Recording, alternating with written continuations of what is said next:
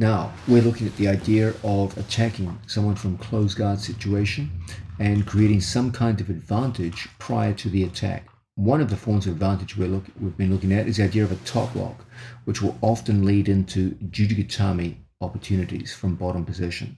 We're going to now start focusing on one of the core principles of attacking with from closed guard situations. This was the principle of opportunity. Let's remember from earlier in the video the idea that there are different scenarios in which we find ourselves when we're working from closed guard.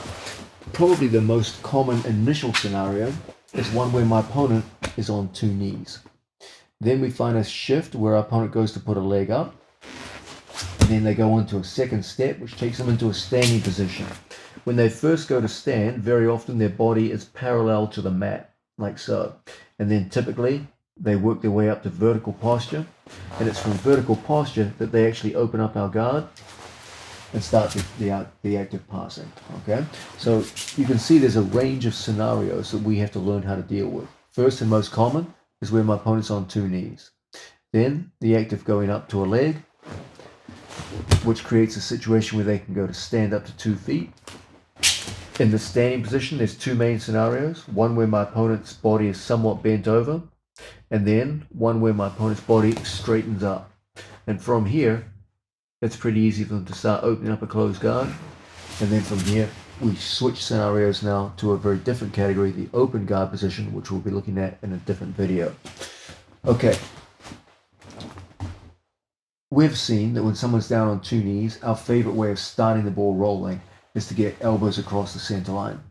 If we couldn't get the elbow all the way across the center line, then we would at least be able to bring the hand to the center line and then switch the lock of our feet from our opponent's lower back to one which goes over the shoulder like so, the top lock position.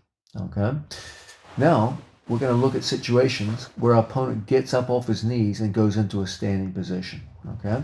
As someone goes up into a standing position, we always want to have some kind of control over their posture, and the single best weapon for us to do that is always to get a cross lapel grip on our training partner like so.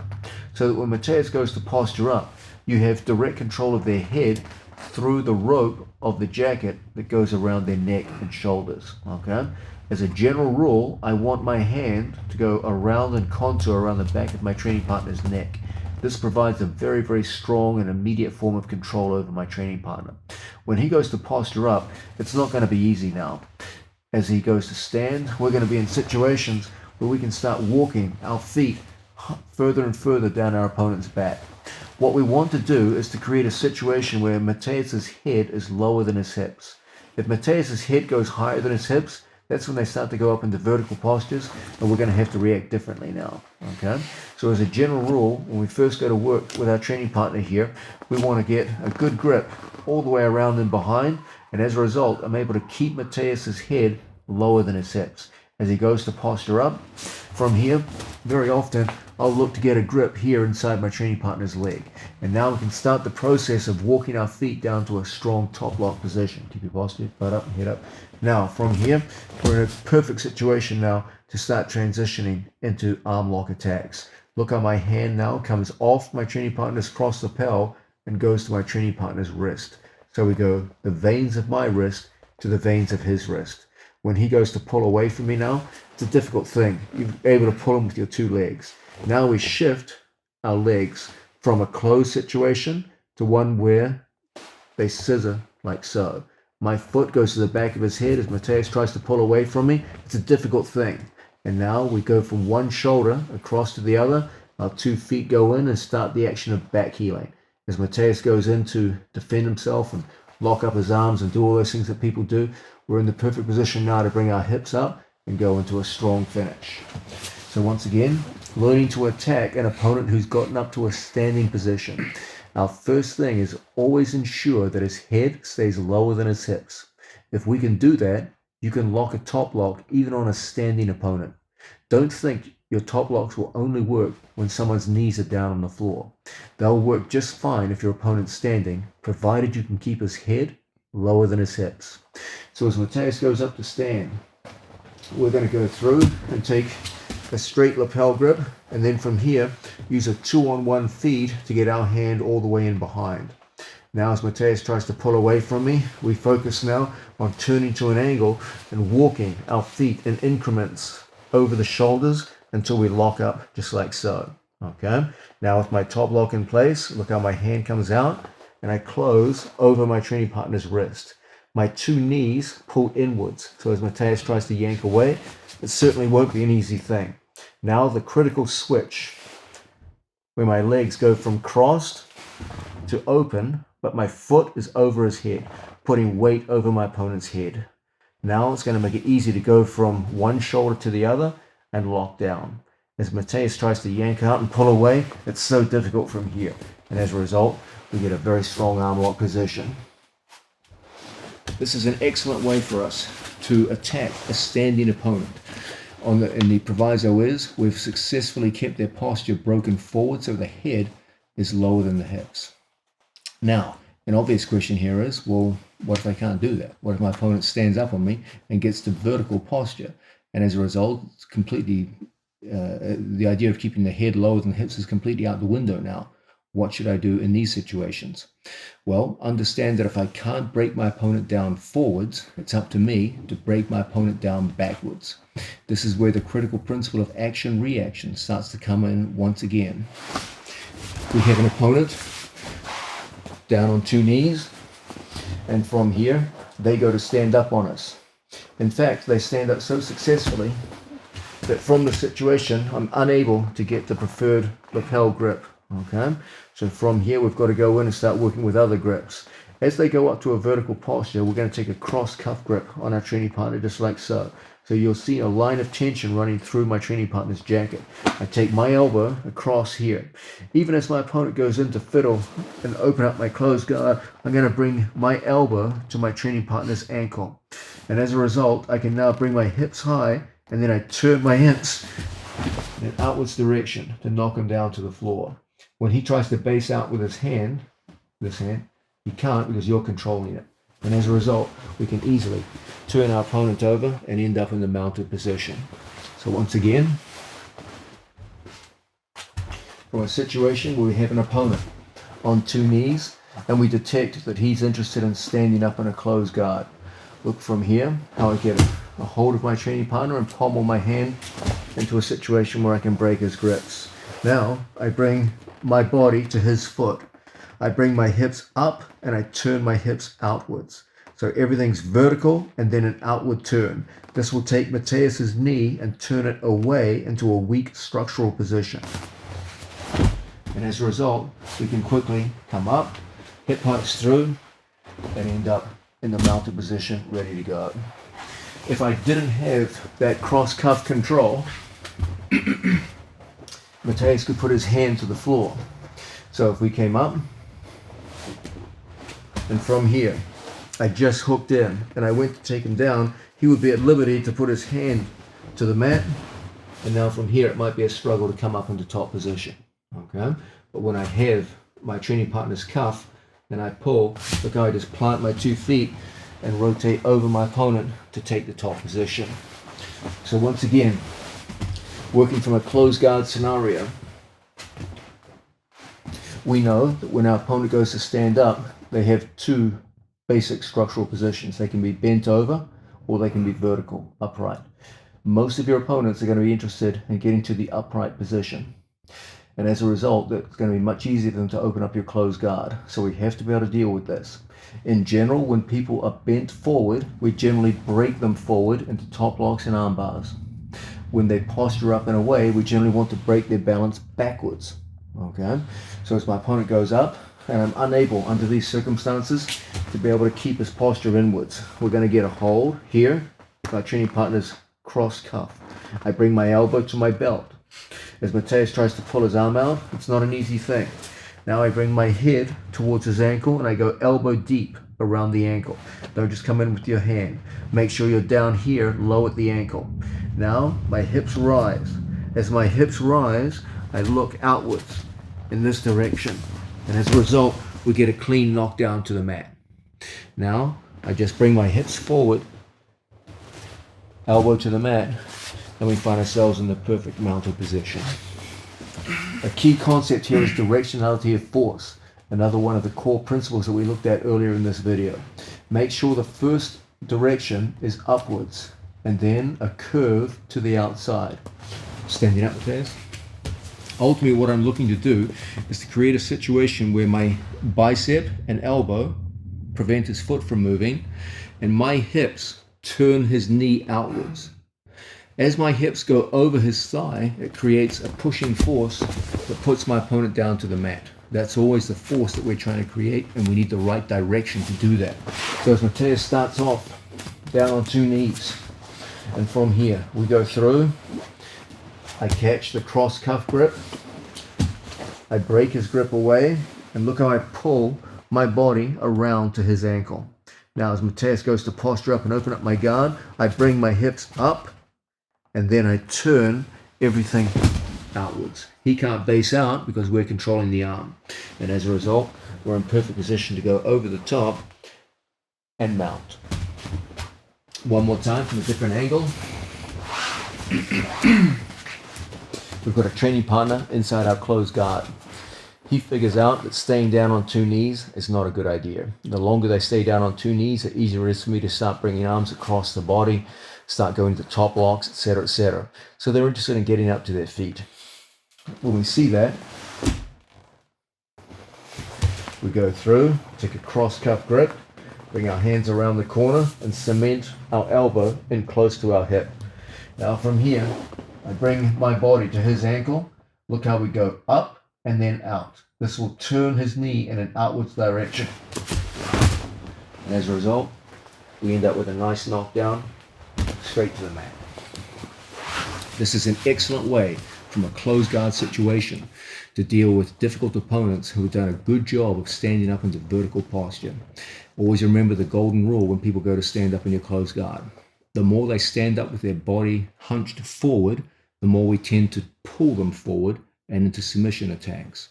The more our opponent postures up and away from submission attacks to open up our closed guard, the more we knock them backwards. And from there, typically we go into positional attacks, usually the mounted situation. Now we're looking at the idea of an opponent who's moving around inside our closed guard. They stay down on 2 knees. Typically we start by taking the elbow across the center line or taking the hand to the center line. Now we're looking at the trickier situation where our opponent knows the right thing to do is generally to get up off his knees and into a standing situation. The trickier situation is where our opponent doesn't just stand up, he gets up and vertical. Now, in the previous move, we used a scooping sweep where my opponent stood up in my closed guard. And from here, we were able to get a cross cuff grip and then a scooping grip inside our training partner's ankle. And that scooping grip made for a strong sweep from this position. What if my opponent breaks my cross cuff grip and I'm left with no grips? Okay, what am I going to do now? Now we use a variation of the scooping sweep, the handstand sweep. Here, I scoop inside my training partner's ankle and I put my hand on the floor. As a result, I'm able to engage in the same action of my hips going up and then from here turning to the outside and bringing my opponent down to the floor. This time I no longer have the benefit of the cross cuff grip, so there's no reason why Matthias can't begin the process of posting out on the floor. Whenever we see this kind of thing going on, we're going to take a grip over our training partner's head and we're going to heist. One advantage I have in this position, even though our heads are the same height, my hips are higher than his hips. That's a consequence of operating from a closed guard, where our hips are always higher than his. As a result, it's very easy for us now to tilt our body forward and exploit that high hip position. And then from here, we just throw our leg over the top of our training partner's body. So that even as Matthias comes back into my closed guard, he finds himself coming back under a severe disadvantage. That is, the threat of the triangle. Again, we cross our ankles into the so-called trap triangle position. We begin lifting our pelvis. From here, one good option among several good options is to bring the elbow across the body and then get a hold of our own shin.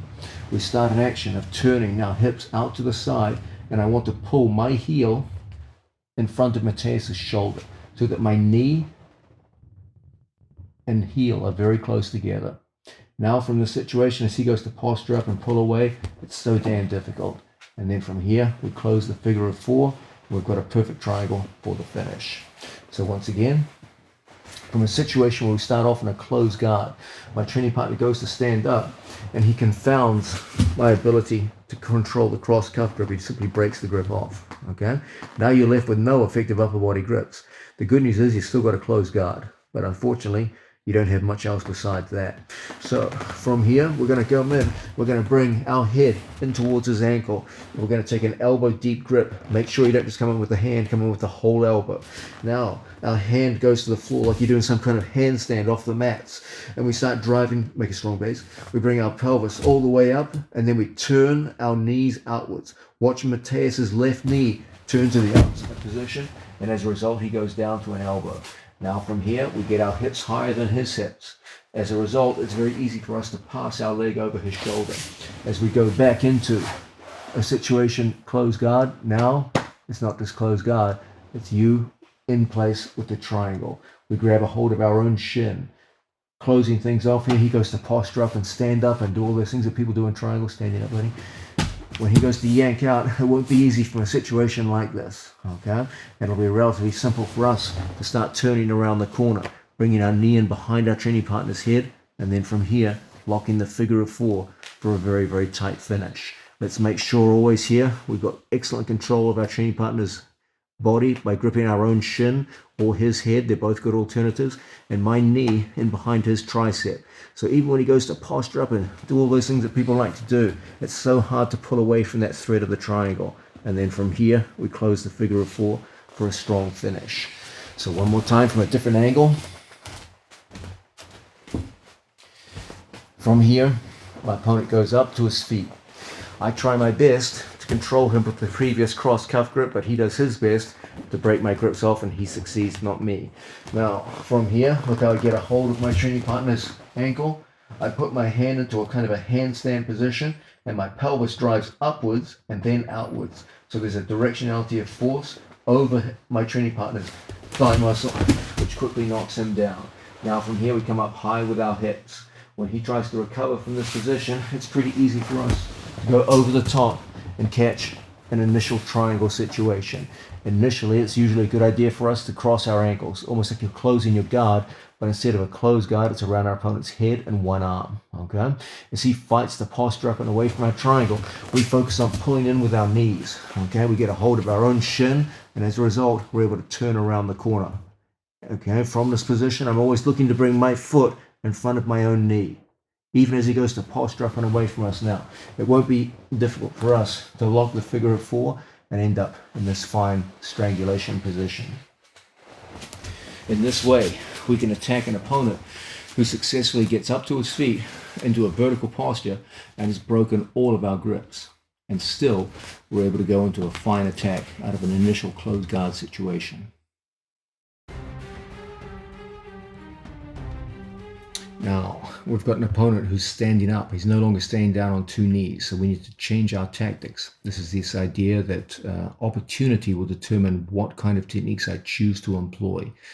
An opponent on 2 knees is one kind of opportunity. An opponent standing up to his feet is another kind of opportunity. An opponent bent over in a standing position is one kind of opportunity. An opponent bolt upright in a vertical posture, it's a different kind of opportunity. So we've got to learn how to capitalize on each one of those. So we have an opponent down on 2 knees, and he figures out pretty quickly that it's not a good idea to stay down there. Probably better off for him to start getting up into vertical posture. As my opponent goes up and vertical in these situations, very often they'll stand with their knees sufficiently close together that we can start going into a leg trap. As he goes to work with his initial grips, and here we're going to get a cuff grip and a second cuff grip. So I have both of my training partner's both of my training partner's arms controlled at the cuffs. As he goes up into vertical posture, we're going to release our guard. We're going to lock our 2 ankles around our training partner's knees. I'm going to create kazushi on my training partner by pulling my knees in towards me so that his weight goes onto his toes. Okay, once we've got that kind of broken balance, we're going to take our training partner's hands in one direction and point our knees in the opposite direction. And as a result, we dump him straight down to the mat. Now, the danger here is that I'm going to let go of his sleeves, and we both go to get up together. He puts a hand on my chest, and from here we go to scramble up. He gets up same speed I'm getting up, and now I didn't score any points. I probably scored an advantage, but no points because we both got up together. Let's try to avoid that from happening. If we put someone down on their back, you want to keep them there long enough to score some points. So he gets his grips. I go through and I take 4-finger cuff grip, 4-finger cuff grip. I notice that his feet are close enough together that I'm going to be able to lock. They don't have to be crazy close together, but just close enough. Okay. Now, as he goes up in vertical, I feel I'm losing my ability to hold a closed guard. I slide down his legs and I just lock my ankles in here. The good news is it's not that difficult. You can use the strength of your legs to bring his feet together and get a good lock. Now I bring my knees forward so that his balance gets broken somewhat. Now I take his hands in one direction and I point my knees in the opposite direction. And as a result, we can easily turn him over. The way we control the situation is you keep the sleeves. Don't just let go of them immediately. And our first thing is to put our head forward and come up to an elbow. Don't stay down on the shoulder. Head forward, elbow up. Now, when we both go to get up together, I release, and I'm in a position where I can use head position. We go to get up together. I use my head position to control my training partner's body. And as a result, you're much more likely to score points after the sweep has occurred. So, once again, we start off. Our opponent does a good job of getting winning grips. So we go through and get our own grips. He goes up to open up my closed guard. He might be putting a knee in the middle or going up to vertical. And we come down the body and we lock in just like so. Now from here, I bring his body weight forward by pulling my knees to my chest. Even if his hands grip tight to my lapels, it won't matter so much. As the knees come forward, we get opportunities to destabilize his body in both directions. So we get action-reaction coming in here.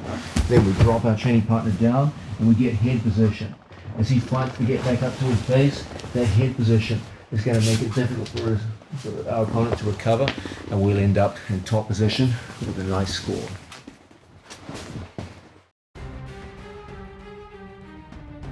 Now, one of the main themes of this instructional video is the idea that when we go to attack from closed guard, we must learn to correlate the attack with the scenario in which we find ourselves. The four main scenarios when someone is in our closed guard are situations where our opponent is kneeling in our closed guard, situations where our opponent goes to stand up in our closed guard, situations where our opponent has stood up in our closed guard and is bent over with his head lower than his hips, and then the fourth and final situation, a situation where my opponent has stood up successfully and has gotten into a vertical posture from where he's going to try to open up my closed guard. We have to have effective attacks in all four of those common scenarios. The idea is we want to have one primary attack that sets the ball rolling and then some auxiliary attacks to work with whenever the primary attacks aren't working. One very, very effective form of attack when someone has stood up and achieved a vertical posture is to use omoplata, which is usually thought of as a submission hold, as a means of controlling an opponent and sweeping them down to their back. Let's look at how this can occur. Okay, we have an opponent who's done a good job of standing up in our closed guard. As they go to stand up, they've also done a good job of beginning to posture up and away from us and getting close to that vertical posture which will enable them to open up our closed guard. In these scenarios, one excellent grip that we can use on them is a cross cuff grip, where I take my left hand to my training partner's left cuff. As always, we're looking for the seam that runs around our training partner's cuff and gripping on the outside of that seam. This gives us an excellent control over our training partner's body. Now, from here, often we're looking to scoop inside our training partner's leg. Okay? But when we first go in looking for an omoplata, one of my favorite tactics in these situations is to start an action of putting a leg high and a foot on my training partner's shoulder. This is an alternative to the more conventional foot on the hip, because ultimately what I want to do here is turn my body. So we're going to turn off our training partner's shoulder and get a scoop grip inside my training partner's leg. And as a result, we're able now to get our legs up on our training partner and into a situation where we can start a sweeping action. Once we bring our leg here, when my opponent goes to posture up, we can put tremendous weight over our training partner's body. And from here, it's not a difficult thing for us to start a sweeping and turning action. I use my opposite leg as a kind of pendulum, and I use my right leg to bring my training partner's head down. Essentially, what I want to do here is force my training partner into a forward roll. Look how as my right leg brings his head down, we're putting him into a forward roll position. And then from here, we sweep our training partner up and over, and we end up seated right next to our man like so. Once we get to this position, we're going to bring our knee down to the floor and then come forward so that our head is above our training partner's head. If we can get to this position, you will dominate whatever scramble ensues from this position. If your opponent goes to turn into you, because your hips are higher than their hips, you're always going to be able to go into various forms of attack from this situation and exploit your opponent's body position. There's a million ways for you to do so. The main thing is we break our opponent down from a vertical posture into a posture where we can easily sweep them over and put them down on their back on the floor. So once again, we have an opponent here working in our closed guard. He stands up successfully and we start to make a turn out to the side. I place my foot on my training partner's shoulder and we turn around the corner.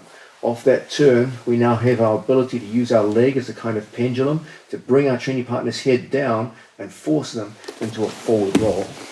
Once they get to that forward roll position, we want to sit up, turn our body around the corner, and then drive forward so that we have height next to our training partner. We just saw that if our opponent turns into us, we're going to be able to access their back very easily. So some of your opponents will be reluctant to turn in. If we find that's the case, there's no reason why we can't backstep over their body and go into various forms of submission hold like so. There's also no reason why we can't just settle down over their body and into a strong pin across side. You can see that once you get to that position over their body, pretty much whatever you do, whatever direction he goes in, whatever direction you go in, it's going to be good for you. Let's have a look at the move from a different angle.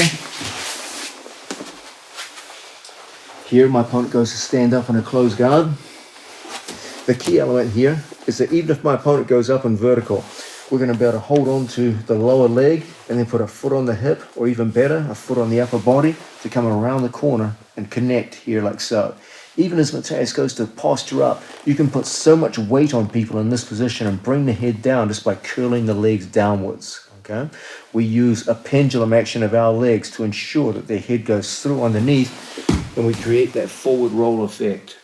As he tries to roll forward and get up, you're controlling the legs. It's not an easy thing to do. Now we just sweep our legs to the side and we come up and into a fine attacking position.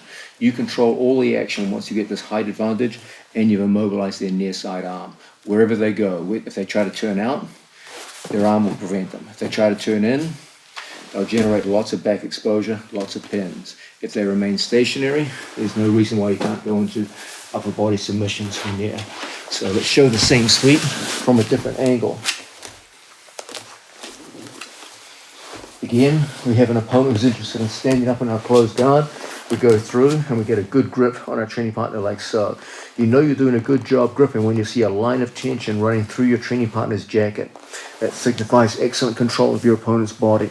Now from here, we place our foot on our training partner's opposite shoulder and go around the corner and force that man forward and down to the mat. Now we come up and into a superb attacking position. Okay. Now this is one excellent way of taking our opponent over. Let's look now at an even stronger modification of this, where we use a pass-off to achieve a stronger sweeping position. This time, we come through with our training partner and we get a cross cuff grip, exactly the same grip that we saw previously. This man goes to stand up in our closed guard. As before, we scoop underneath our training partner's leg. As before, we turn either off the hip or off the shoulder and we come around the corner. But for whatever reason, when we get to this position, when we try to bring the head down, we're struggling, okay? Look how I want to focus on bringing everything up, and I perform a pass-off where my hand, left hand, passes to right hand just like so, okay? Now, we have a stronger control with one hand than we had for the previous move with two. This gives me an ability to use an action hand, a free hand in this position, which will be useful when we soon go to get up after the sweep. Now from here, I can use my legs to control his body. As he tries to posture up, we can bring his head down quite successfully, and then we use our pendulum leg to bring our training partner over, and we use a rotation down to the floor. That rotation puts him down. Now we use a second pass off where I go to the elbow of the hand, release, and find ourselves in exactly the same position that we saw previously, where we can sit into all manner of attacks from this position and go into highly advantageous positions after the sweep. So once again, we have an opponent on top of us in closed guard scenarios. From here, we go cross cuff grip. He goes to stand up and successfully completes the stand up and the vertical posture. We go in, we score our training partner right there at the leg and turning off either the hip or the shoulder. We come around the corner and lock up like so. Now we perform a pass off where we switch the hand across, giving us a free hand to work with. Now our pendulum leg goes through and around and we force our training partner down to the mat.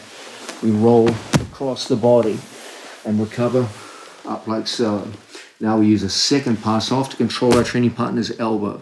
So when he tries to turn into us, the control of the elbow makes it extremely difficult. And from here, so many ways for us now to start flattening our opponent out, going into pins, back takes, etc., etc. Let's have a look at it from another angle. Facing now in this direction.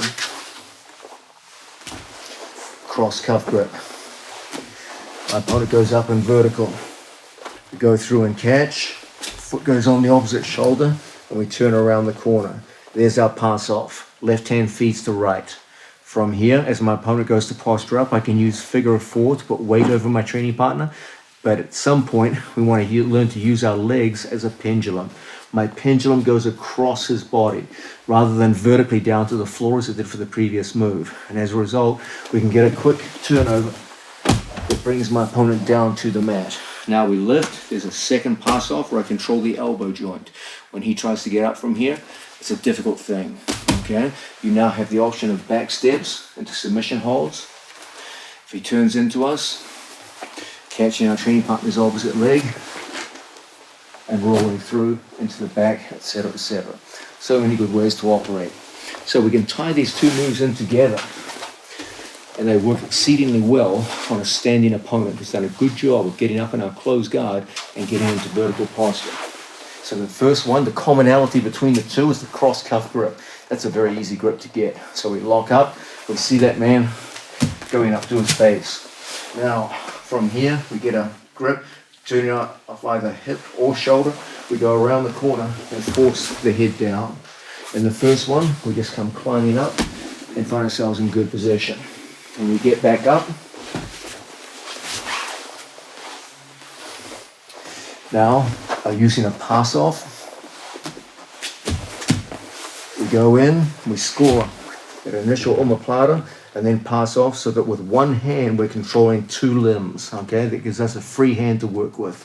Now from here we sweep our legs through underneath our training partner and rotate all the way through. Then a second pass off gives us control of the elbow and we're ready to play. Now, as impressive as these two moves are, their track record in competition is even more impressive, and there's a reason for that. Because this move, both variations of it, give you an excellent opportunity to use one of our favorite principles when it's time to sweep someone from any guard situation, including closed guard. This is the principle of action-reaction. We always want to create an initial reaction on the part of our opponent where they form a defensive reaction to our initial movement, which facilitates what we really wanted to do in the first place. Now, with these omoplata sweeps, you're ultimately sweeping your opponent forward. So what I always want to do is to initiate with a push backwards, so that we get our opponent pushing back against our push. And that's exactly when we turn and pull our opponent through with the omoplata. Let's have a look at how this might work. So, we have an opponent here in our closed guard. We've seen the basic movements. Now let's look at how we would use them in a more competitive situation. So my opponent goes to stand up. As he goes up to his feet, we hook in, and then when I go into the initial omoplata, look how I initiate by pinching my knees and pushing into my opponent, almost like some kind of crazy upside down scissor sweep. And I push like I'm trying to push him backwards. As I feel my opponent pushing back into me, that's when we go right back the other way with the omoplata. I'm not exaggerating when I say, when you add the push-pull element to these sweeps, they take a sweep which is good and turn it into something great. If you want to be able to reliably take people over with these omoplata sweeps, always, always, always add the push-pull element, add the action-reaction element.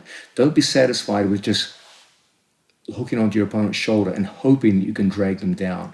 Give a good strong push backwards, and you're going to find the magic of the omoplata sweeps is as they push back to resist your initial push, suddenly pulling them forward with the omoplata is way, way easier, and you get spectacular rolls where even big, strong opponents get taken down to the floor. Let's have a look at this in more detail. Okay, we want our push into our opponent to be effective. So once we get that cross-cuff grip, he goes standing up, we hook in on our training partner. From here, look how initially I push in, like I put my whole shin across Mateus's chest. It's like I'm doing a scissor sweep. Okay, if he doesn't react, I'll knock him over. Okay, so he's got to do something here. He's got to fight back. There's our cross-cuff. We turn. And there's the push. As I feel him pushing back into me, that's exactly when we go straight on through and we get the forward roll that we're looking for. This is one reason why in competition I generally favor working without a pass-off. My contention is the pass-off is a mechanically stronger sweep because it does give you greater control of your opponent's body with one hand and a greater propensity to turn your opponent over.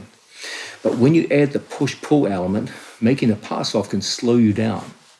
So in competition, it actually turns out that the mechanically weaker sweep tends to get the more success because you're working off that push-pull reaction and speed becomes an interesting element in the sweep where you put him down before he can form it, before he can identify what's happening to him, and you bring the head down and into the sweep.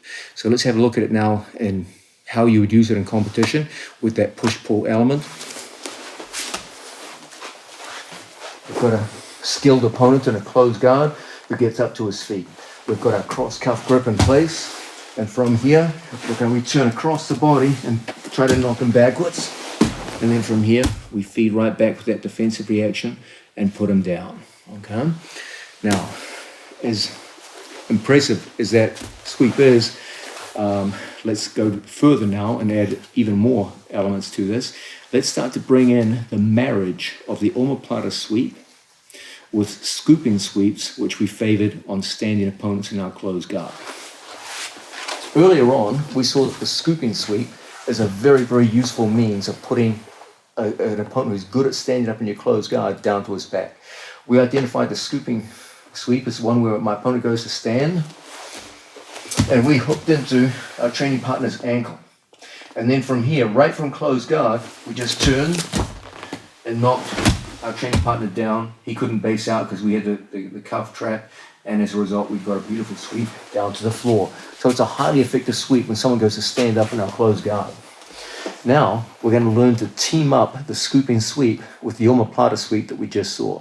And you're going to get a fantastic action-reaction out of this, which will, I promise you, with some training and some commitment, you're going to get a lot of success with a simple sequence. So my training partner goes to stand up.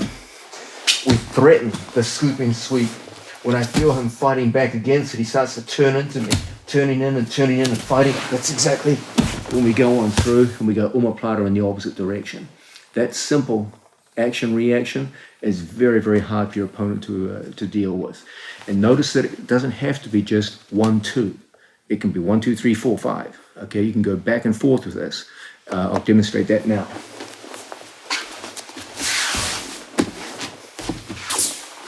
So we have an opponent who skillfully stands up in my closed guard. I go in, I fight hard for the scooping sweep, and I see him resisting strongly. Okay? I come back on my platter and he resists strongly again. So I just bring my two legs down and we knock him backwards with the original sweep. Used in this way, it's very, very difficult for your opponent to anticipate. It's a quick push-pull reactions. And between the omoplata that sweeps our opponent forward and the scooping sweep that knocks our opponent backwards, it's very, very hard for them to stay up and be effective against you. Now, Let's look at one of the time-honored foundational sweeping motions of Brazilian Jiu-Jitsu. Let's look first at the classical method of doing it, and then some modifications that might make it more useful for you when you're going against very strong opposition. This is the double ankle sweep. The time we employ a double ankle sweep is when an opponent stands up in our closed guard. We willingly open our closed guard and go to knock them down and return their hips to the mat. It's a very important sweep for us to use, and is a very useful one, especially in our early days in Jiu-Jitsu, when people do a good job of standing up in our closed guard and start getting towards a vertical posture. So here's the classic sweep as most people understand it. From a situation where my training partner does a good job of locking up grips and getting up to his feet. From here, we're going to take our two hands, and from the outside, we're going to seize our training partner by the two ankles. Now from here, I'm going to willingly open my closed guard, and I'm going to drop my two knees together, just like so. So my knees pinch, and my feet contour to his body. So we have control of both of our training partner's ankles, and our knees are close together. When my opponent tries to hold a strong base, it's very difficult for him to prevent me taking my knees vertically up and knocking the man down. Now the whole thing is to get my hips over his hips. Remember when we said earlier that the great strength of the closed guard, or one of the great strengths, is that it puts our hips higher than his hips. Well, the bad news is you opened your guard. So now our hips are the same height. Both of our hips are on the floor. So we need to get our hips higher a second time. The way we're going to do this is take a hold of our training partner's jacket, and we're going to turn our body side on. I don't want to face my training partner squarely. I want to take my body and go side on. I can take a cloth grip, or I can grip over the head. The main thing is we get to a side on body position with a base of support behind us. Don't put your hands in front. We need a base of support so that we can take our hips high over his hips. When we take our hips high, don't go in symmetrically. Don't go forward with your hips facing your opponent. Rather, create a situation where you turn one knee down to the mat. So really what I do, it's not so much that I sit over his hips, it's that I sit over this knee. Okay? So whichever hand is on the floor, I go over the opposite side knee. So I lift and I go over his knee. And it's like I sit on my opponent like so. And as a result, we're in a position where we can start driving forward on our training partner. As much as possible, we want to come forward, lifting up our training partner's arm, and end up in the mounted position. So let's have a look at those details again from a different angle. We have an opponent who does a good job of standing up in our closed guard. We figure that this guy has the skills to both stand up and probably open our closed guard. So rather than wait for him to open our guard, we get the beat on him by seizing both of our training partner's ankles. As he's in a combat position, hands in place, we want to focus now on bringing our knees together and dropping our hips. With my feet in contact on his upper back, we have formed a pretty good connection to his body. All that's required now is to take our knees, which are closely pinched together, and drive them straight up to the ceiling. Don't try to knock them backwards so much as you go up and over. And as a result, we can easily knock him down. We use the momentum of coming up to turn our body side on and go over our training partner's knee. Now I just put my foot and knee on the mat, and from here we're in good position to drive forward and end up on top of our training partner. A few more details here.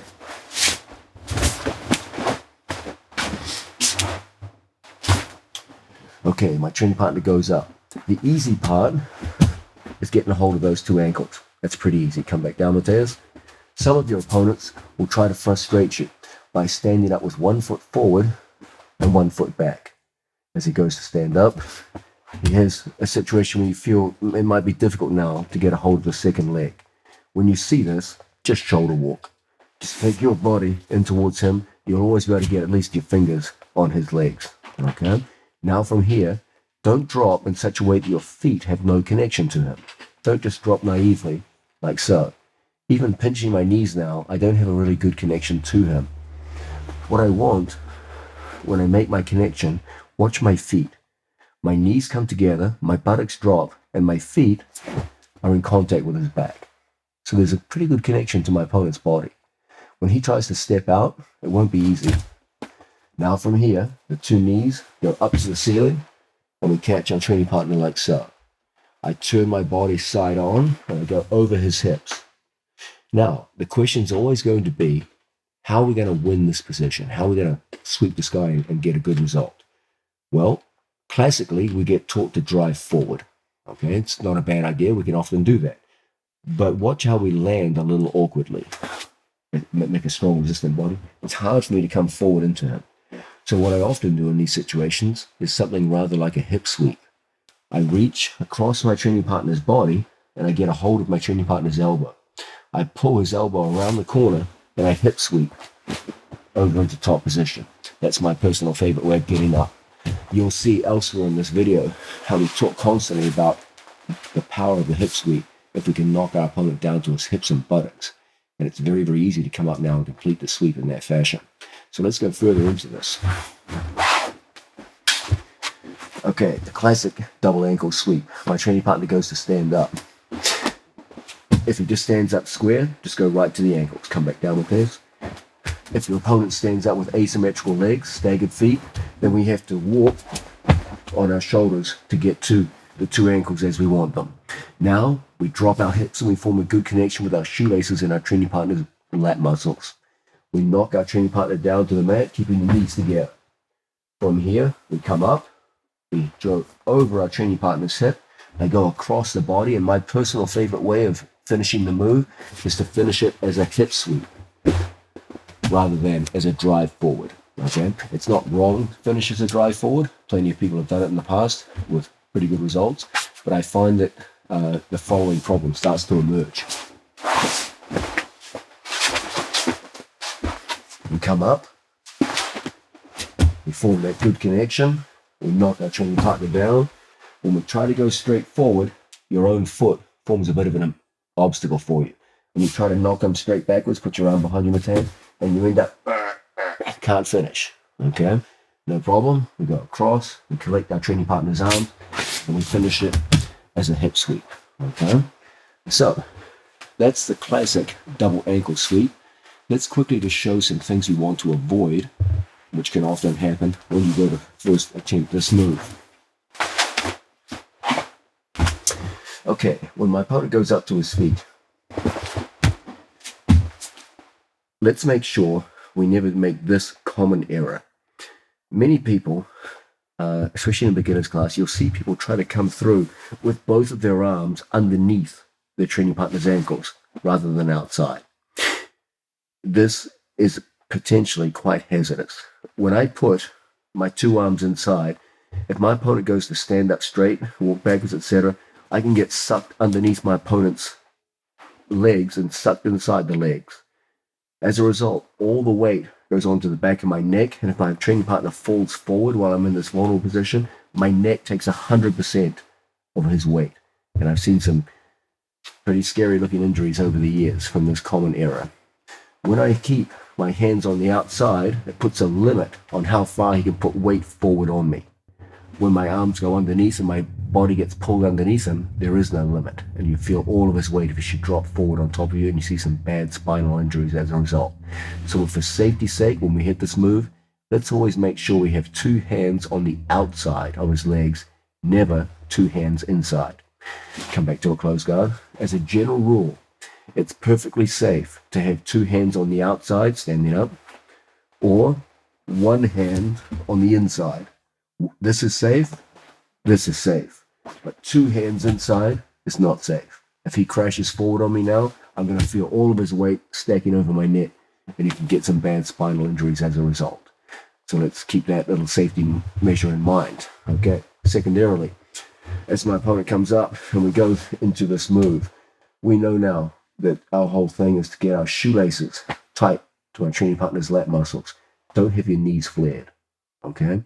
Always the knees pinch in. So there's good contact with my knees towards each other, and this contours my shoelaces right there to his body. This creates a very, very tight, compact movement where if he tries to move away from us, it's almost impossible. And you stagger the man down. Don't try to drive forward, chest to chest. Always, we turn side on and focus on height. It's never about going forward. It's about getting higher and side on. Okay? So our first movement, don't put your hand to the side, put it behind you. It's that which enables us to climb. When he tries to get back up, you're higher than him. And now it's so easy for us to go through and finish with the hip sweep. Okay? If we keep these things in mind, this can be a very useful sweep for you. You'll put a lot of people down and hopefully get up on top.